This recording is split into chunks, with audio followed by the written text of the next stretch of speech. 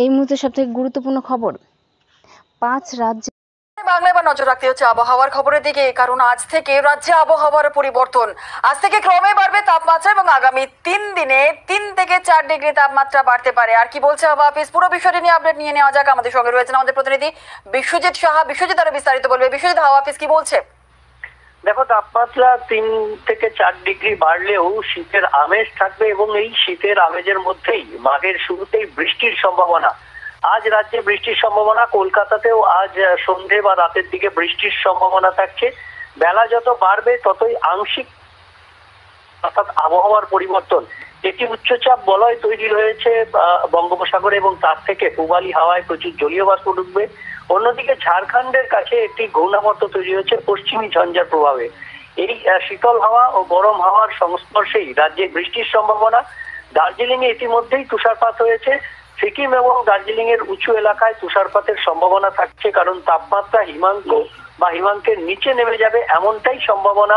দার্জিলিং এর উঁচু এলাকায় এমনটাই সম্ভাবনার কথা জানাচ্ছে আলিপুর আবহাওয়া দপ্তর। দার্জিলিং এবং কালিম্পং এর পার্বত্য এলাকায় শিলাবৃষ্টির সম্ভাবনা থাকছে। বাকি উত্তরবঙ্গ এবং দক্ষিণবঙ্গ সব বঙ্গেই হালকা থেকে মাঝারি বৃষ্টির সম্ভাবনা। পার্বত্য এলাকা এবং উপকূলের জেলাগুলিতে বৃষ্টির পরিমাণ একটু বেশি থাকবে। কলকাতাতেও আজ এবং আগামীকাল বৃষ্টির সম্ভাবনা একটু বেশি। আগামীকাল মূলত মেঘলা আকাশ থাকবে। দিনের তাপমাত্রা ইতিমধ্যেই 5 ডিগ্রি সেলসিয়াস কমে গেছে কলকাতাতে। রাজ্যের বিভিন্ন জেলাতেও দিনের তাপমাত্রা মেঘলা আকাশের কারণে কম থাকবে। বেশ বেশ বেশ, একেবারে অনেকে ধন্যবাদ বিশ্বজিৎ। কথা বলছিলাম আমাদের প্রতিনিধি বিশ্বজিৎ সাহার সঙ্গে।